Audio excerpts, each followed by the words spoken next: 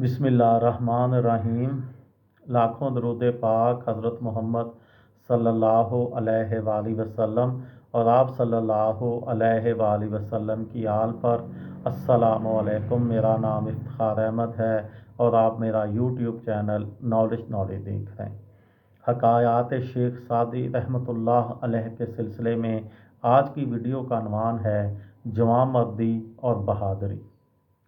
हज़रत शेख सादी रहमतुल्लाह अलैह बयान करते हैं कि बचपन में मैंने एक बुज़ुर्ग से दरियाफ़्त किया कि बच्चा कब बालग होता है। उन बुज़ुर्ग ने फरमाया कि किताबों में बच्चा के बालग होने की 3 अलामात बयान हुई हैं। अव्वल, जब उम्र 15 बरस हो जाए। दोम, जब सोते हुए गुस्ल फ़र्ज हो जाए। सोम, जब ज़ेरे नाफ बाल आ जाएं।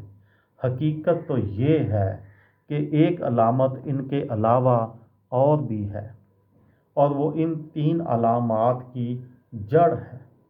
वो अलामत ये है कि अपने नफ्स की ख्वाहिशात पर अल्लाह अज़्ज़ व जल की रज़ा को मुक़द्दम रखे।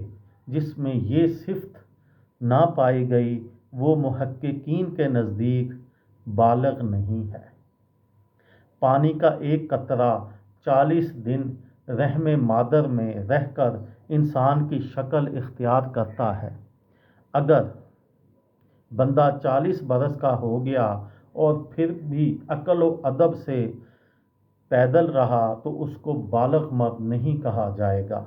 आदमी तो जवां मर्दी और बहादुरी का नाम है, ना कि ज़ाहिरी नक्श व निगार का। हुनर और कमाल ही असल है। महल्लात में तस्वीरें तो संगरफ और जंगार से भी बनाई जा सकती हैं। जब बंदे में बंदगी और एहसान का अंसर ना पाया जाए तो इसमें और दीवार में क्या फ़र्क रह जाता है। दिलों को मोह लेना असल कमाल है, ना कि दुनिया कमाना। बलोगत सिर्फ दाढ़ी मूंछ ही का नाम नहीं बल्कि अल्लाह ताला के दिए गए अहकामात पर अमल करना ही सही बलोगत और जवां मर्दी है। ये थी मेरी आज की वीडियो। किसी दोस्त को, किसी भाई को, किसी बहन को फ़ायदा हो तो मुझे दुआओं में याद रखिएगा। दिल दिल पाकिस्तान, जान जान पाकिस्तान। अस्सलाम वालेकुम।